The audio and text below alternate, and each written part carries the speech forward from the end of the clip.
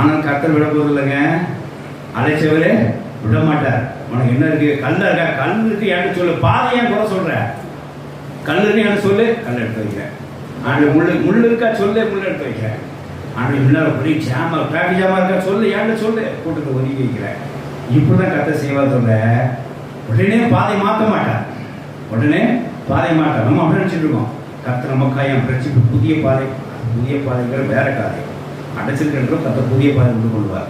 கொடுத்திருக்க பாதை கர்த்தர் உங்களுக்காக, தமிழ் பசுக்காக, நீதிமான்களுக்காக, தமக்காக நீதியாக இருக்க ஜனங்களுக்கு அவர் பாதையை காப்பாற்றுவார்.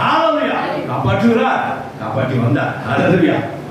அந்த இடத்துல 3 இடத்துல நான் கொஞ்சம் திசைக்கு போகிற மாதிரி சில ஒர்க்கெல்லாம் பண்ண பார்த்தேன்.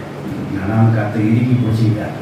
என்னையும் பிடிச்சிக்கிட்டார், என் பாதையும் பிடிச்சிக்கிட்டார். கர்த்தர் ஒரு சம்சோத்திரம் இல்லாத சில பேர் அப்படிதான் தன்னோட பாதையிலிருந்து விலக முடியாது அப்படியே போவாங்க, ஏதாவது சோதனை நிமித்தமாகும். ஆனால்